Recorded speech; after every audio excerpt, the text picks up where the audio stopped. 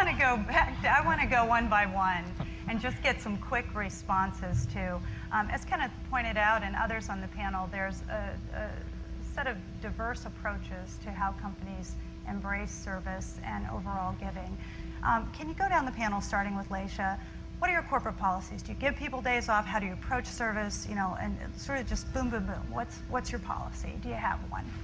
It happens both on work time and off of work time at Target, and it is both a part of its success, and it's also a part of the bane of my existence, right? So when you are a very large organization and one that has giving and service ingrained in its DNA, and a company that was founded on the legacy of service, and one that is comprised of very innovative leaders who are encouraged to make things happen, guess what?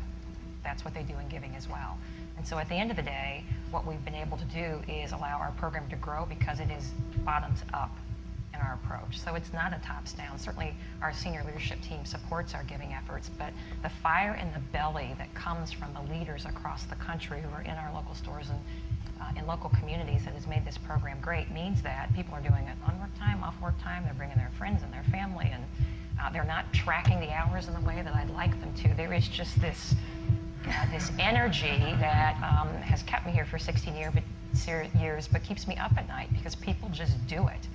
And for us, as we try to harness that energy, we continue to look at, what are the implications of having it on work time, what does that mean from a payroll perspective.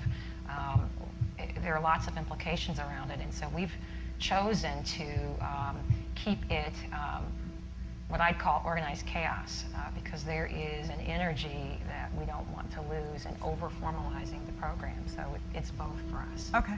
John, what about you?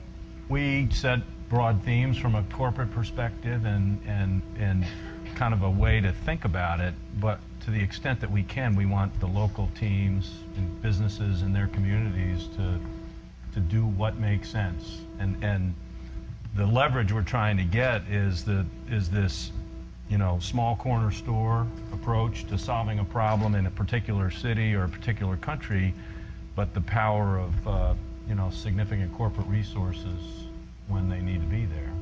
Okay. Jim, you've talked a little bit about the $50 million commitment, but I mean, beyond that, policy-wise, how do you look at more service more broadly? One other thing that we do that's very tangible and also very significant is we have something we call our Impact Day, where we take a work day and we then just simply deploy 50,000 people into more than 2,000 different projects to make a difference, and it helps set the tone. It helps to demonstrate that volunteering is important to us. We try to do as much of that as we can in a skills-based kind of way, and it's significant. I mean, the opportunity cost associated with 50,000 people on a Friday, we could bill a lot of hours if we didn't do that, trust me. But importantly, it sends a message about that volunteering is important, and then our people use their discretionary time to continue to be volunteers in the community. And I think it helps build leaders, and it makes a difference in the communities where we live and work.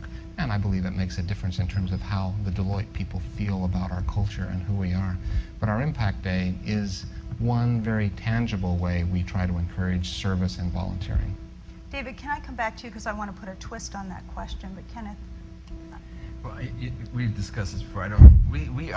I've struggled with that a little bit, and I think it's great what you guys do, Jim. I don't know. I think for some reason imposed volunteerism feels like an oxymoron, but and I think it doesn't have the same value. But I think we have a responsibility to create those opportunities. I don't think we've done it well enough, and we always struggle with that for people to avail themselves of the benefit of service. And we haven't imposed it. And we don't take attendance, and we don't ask questions, and we're creating a plan now where we'll match hours and stuff, but we don't. I've struggled with that too, because I don't want them to have to stand up and raise their hand, because I almost feel that is. We don't get 100%, but getting 50,000, I feel pretty good about. Yeah. No, it's great. It's great, actually. Absolutely. And I think it is an area that people really scratch their heads over. There was a early effort several years ago called Businesses Serving America, in which there was a call out to businesses to give time off to volunteer. So there is this sort of tension, I think. I mean, one is our kids call it voluntold. If we say, will you volunteer to go do this? They say, well, that's being voluntold. And it's a bad attitude kind of thing.